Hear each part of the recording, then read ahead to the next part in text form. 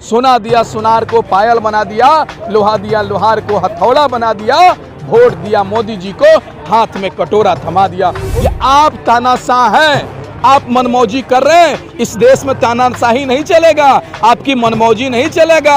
आप जिस तरीके से देश में अपनाए हुए हैं हिटलर शाही, वो नहीं चलेगा। ये देश मनुस्मृति से नहीं चलेगा, ये देश संविधान से चलेगा। नमस्कार, सभी को सादर प्रणाम। मैं अनूप कुमार और आज हमारे साथ है सोशल एक्टिविस्ट शौकत अली। शौकत अली जी, आपसे पूछना चाहेंगे, जैसे भाजपा की जो सरकार है ज़ोरों शोरों से बेटी बचाओ बेटी पढ़ाओ का एक नारा लेके आई थी, उसके बाद उन्होंने एक मुहिम भी चलाई थी और अब भी कह रही हैं कि बेटी पूर्ण रूप से सुरक्षित है। क्या कहना चाहेंगे इस पर? कितना देखिए, ये भारतीय जनता पार्टी का जो नारा था, चुनाव से पहले का नारा था, बेटी बचाओ बेटी पढ़ाओ। लेकिन देश में आज़ादी के बाद सबसे ज़्यादा किसी शासन काल में बेटी असुरक्षित रही है तो प्रधानमंत्री नरेंद्र मोदी जी के शासन काल में। ये भारतीय जनता पार्टी का बेटी बचाओ बेटी पढ़ाओ का नारा जुमला साबित हुआ। आज देश की राजधानी में लगातार बहन बेटियों के साथ सामूहिक बलात्कार हो रहे हैं, उनकी हत्याएं हो रही है और प्राइवेट पार्ट पर चक्कू से, तलवार से, तमाम चीज़ों से हमला किया जा रहा है। और लेकिन सरकार अभी तक मौन बैठी हुई है। देश के जो महिला सांसद हैं, स्मृति ईरानी हो, हेमा मालिनी हो, तमाम लोग हो, ये लोग अभी भी मौन बैठी हुई हैं। महिलाओं के नाम पर सांसद बन जाती हैं, लेकिन जब महिलाओं पे बलात्कार की घटना घटती है, उन पे जानलेवा हमला होता है, उनकी हत्या होता है, तो एक शब्द बोलने का काम नहीं करते हैं। यही प्रधानमंत्री जी कहते थे ना कि बेटी बचाओ बेटी पढ़ाओ, लेकिन कहाँ गया ये नारा मोदी जी? नगला गांव में, दिल्ली कैंट में राबिया के साथ बलात्कार दिन दहाड़े किया गया, किडनैप किया गया, उसको मार दिया गया, उसको हत्या कर दिया गया। क्या उसके परिवार वालों को इंसाफ मिला? उत्तर प्रदेश के अंदर लगातार बलात्कार की घटना घट रही है, लेकिन योगी जी और मोदी जी अपने अपने नशे में, सत्ता के नशे में चूर है, मस्त है। योगी जी तो कह रहे हैं कि बेटी पूर्ण रूप से सुरक्षित है, यूपी को नंबर 1 बनाते हैं, आप आरोप लगा रहे हैं। नहीं, ये सब सुरक्षित कैसे हैं, किस आधार पर है? उत्तर प्रदेश नंबर 1 किसी चीज में बना है तो सबसे ज्यादा बलात्कार की घटना उत्तर प्रदेश के अंदर घट रही है, रेप की घटना उत्तर प्रदेश में बढ़ रही है, और सबसे ज्यादा भ्रष्टाचार किसी राज्य में है तो उत्तर प्रदेश में है।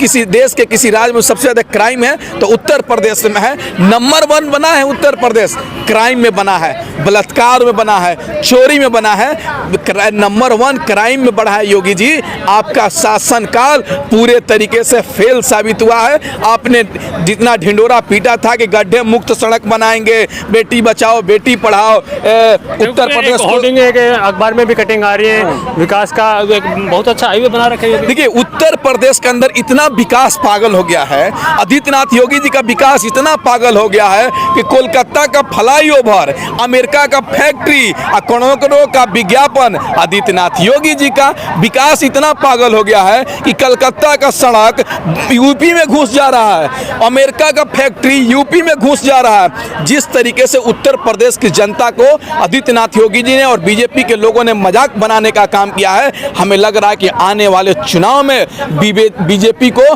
खामियाजा भुगतना पड़ेगा और इस योगी जी को उत्तर प्रदेश की जनता हराने का काम करेगी। आज बताइए ना, उत्तर प्रदेश के अंदर क्या चल रहा है? क्या चल रहा है? अब्बा जान, अरे भाई तुम ही एक हिंदू हो, अखिलेश यादव हिंदू नहीं है क्या? ये कहते हैं अब्बा जान, मम्मी जान, खाला जान, ये एक मुख्यमंत्री का बयान होता है। उसमें गलत क्या है? अरे अखिलेश क्या अब्बा जान केवल राशन खाते हैं और दूसरे लोगों को राशन नहीं मिलता है? देखिए, उत्तर प्रदेश के अंदर भारतीय जनता पार्टी चाह रही है कि सांप्रदायिक दंगा हो ताकि उत्तर प्रदेश में चुनाव, भारतीय जनता पार्टी चुनाव जीत जाए। योगी जी काम किए हैं क्या? मुद्दे के नाम पर वोट मांगे ना, होर्डिंग लगा रखे हैं यूपी नंबर 1, वही तो कह रहे हैं कि मुद्दे के नाम पर। नहीं, यूपी नंबर 1 बना है। मैं पत्रकार महोदय आपके बातों से सहमत हूँ। उत्तर प्रदेश भ्रष्टाचार के नामों में मामले में नंबर 1 बना है, बलात्कार के मामले में नंबर 1 बना है, बेरोजगारी बढ़ाने में नंबर 1 बना है, उत्तर प्रदेश को सांप्रदायिक दंगे में भड़काने में नंबर 1 बना है। आदित्यनाथ योगी जी के शासन में बैनर, ये आरोप गलत लगा है, सांप्रदायिक दंगे कहाँ हुए? आप बताइए ना, कहाँ दंगे हुए? आप बताइए ना। ये बैनर दिल्ली के अंदर लगाते हैं, मध्य प्रदेश के अंदर लगाते हैं, लेकिन उत्तर प्रदेश में नहीं लगाते हैं। पत्रकार महोदय सुने, उत्तर प्रदेश का युवा पूछ रहा है, मुख्यमंत्री जी रोज वैकेंसियां कब आई? आपने सुना होगा, जब सभा करने जाते हैं आदित्यनाथ योगी जी उत्तर प्रदेश के मुख्यमंत्री, तो उत्तर प्रदेश के युवा पूछते हैं, मुख्यमंत्री जी भर्तियां कब आई, लेकिन बाबा मौन है, एक शब्द नहीं बोल रहे हैं। उत्तर प्रदेश के युवा रोजगार मांग रहे हैं, महिला सुरक्षा मांग रही है, किसान अपनी गन्ने का रेट मांग रहा है, एमएसपी मांग रहा है, आय दोगुनी करने की बात कर रहा है, उत्तर प्रदेश का विकास करने का बात कर रहा है। लेकिन हर सवाल का जवाब इनका है नाम बदल दो।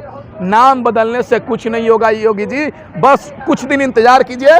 अब उत्तर प्रदेश की जनता अपना मुख्यमंत्री बदल देगी, नाम बदलने का झंझटे खत्म हो जाएगा। आप हर मुद्दे पे बेबाकी से बोलते हैं, लेकिन आपकी बातों से लगता है कि बीजेपी से कुछ खानदानी दुश्मनी है। क्योंकि अगर कोई रेप केस ही लगा लो, अगर राजस्थान में होते तो आप नहीं बोलते, महाराष्ट्र में होते तो आप नहीं बोलते, जहाँ जहाँ बीजेपी की सरकार है उन्हीं पे बोलते हैं। कौन बोल दिया आपको? बलात्कारी का कोई धर्म नहीं होता है, बलात्कारी का कोई जात नहीं होता है, बलात्कारी भ्रष्टाचारी का कोई धर्म नहीं होता है, और ना किसी का पार्टी से होता है। एक बात बताइए ना, हमको तो नहीं लग रहा कि हमको प्रधानमंत्री जी से पर्सनली दुश्मनी होगा। प्रधानमंत्री से दुश्मनी हमारी है तो व्यक्तिगत नहीं, उनकी विचार से है, उनकी नीति से है, जो गलत नीति इस देश के लोगों को थोपने का काम कर रहे हैं, जो चुनाव से पहले वादा किए थे वादा भूलने का काम कर रहे हैं। तो हम इस मंच से, आपके मीडिया के माध्यम से उनको जगाने का काम कर रहे हैं कि मोदी जी 2 करोड़ रोजगार कहाँ है, दे दीजिए। महिला की सुरक्षा की बात करते थे, कहाँ है, दे दीजिए। महंगाई आसमान छू रहा है, कम कर दीजिए। जीडीपी धस रहा है, ऊपर उठा दीजिए। अर्थव्यवस्था नीचे जा रहा है, ऊपर उठा दीजिए। कंपनी बंद हो रही है, नई नई फैक्ट्री खोल दीजिए। यही तो बात कर रहे हैं। इसमें मेरा भी फायदा क्या है? इसमें देश की जनता को फायदा है, लेकिन प्रधानमंत्री जी देश की जनता को फायदा नहीं पहुंचा रहे हैं। बस अडानी और अंबानी पौने 2 आंख वाले बाबा।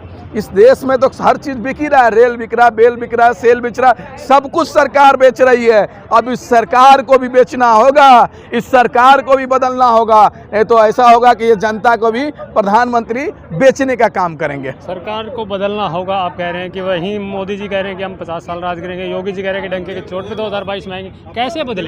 अब जिस तरीके से बंगाल की जनता ने इन भाजपाइयों को भगाने का काम किया है, हमें उम्मीद है कि आने वाले 2022 में 5 राज्यों में भारतीय जनता पार्टी चुनाव हारेगी।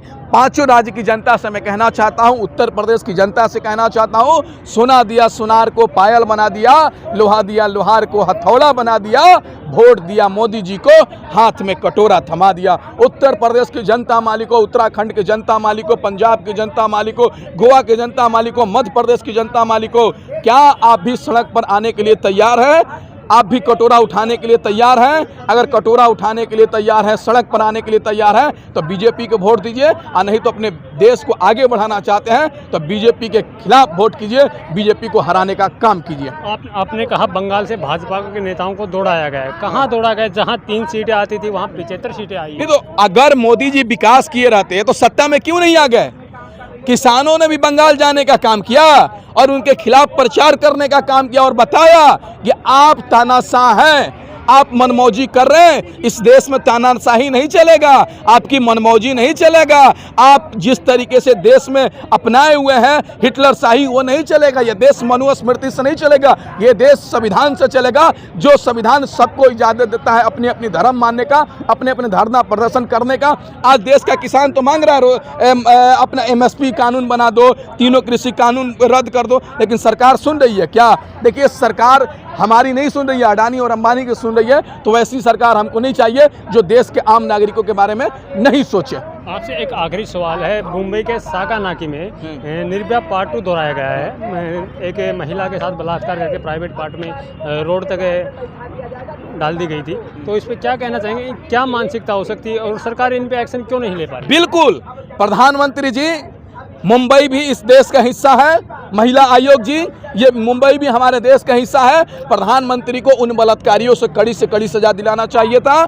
बलात्कारियों के जो बलात्कार से पीड़ित है उनके परिवार से मिलना था, उनके परिवार को न्याय दिलाने की जरूरत थी। एक बात बताइए, बलात्कारियों का मनोबल क्यों बढ़ रहा है? इसलिए बढ़ रहा है कि भारतीय जनता पार्टी का विधायक कुलदीप सिंह सेंगर जब बलात्कार करता है तो उसको बचाने के लिए तिरंगा झंडा लेकर भारतीय जनता पार्टी के लोग उत्तर प्रदेश के उतरने का काम करते हैं। उसके परिवार वालों को, बलात्कार से पीड़ित परिवार को मारने का काम करते हैं। अगर वह आदमी कुलदीप सिंह सेंगर फांसी पर चढ़ गया रहता तो हमको लग रहा है कि बलात्कारी को इतना मनोबल नहीं बढ़ता। आज बलात्कारियों को संरक्षण दिया जा रहा है सरकार के द्वारा, प्रशासन के द्वारा, इसलिए लगातार बलात्कार की घटना घट रही है। अगर बलात्कारी ही फांसी पर चढ़ जाता तो हमें उम्मीद है कि आगे ऐसी घटना नहीं घटती। आप बताइए ना। आपकी बात में एक बात हो रहा है, महाराष्ट्र का जो केस है उसको लेके आपने फिर से जिम्मेदार ठहराया है प्रधानमंत्री मोदी जी को, लेकिन वहाँ तो उद्धव ठाकरे जी ना, उनके लिए आप अब भी कुछ नहीं बोल पाए। आप बताइए, महाराष्ट्र दिल्ली देश का हिस्सा है कि नहीं है?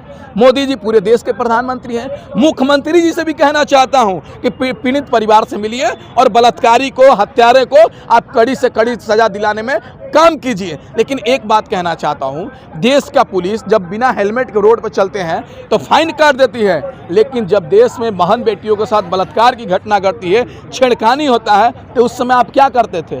उस समय आप कहाँ बैठे रहते हैं? प्रशासन का जिम्मेदारी है कि इन सब चीज़ों को, लॉ एनमेंटेन को, ऑर्डर को संभाले और बलात्कारियों को गिरफ्तार करें। जी धन्यवाद। तो ये हमारे साथ है सोशल एक्टिविस्ट शौकत अली, जिनका साफ तौर पे कहना है कि इस प्रकार की अगर कोई दरिंदगी कर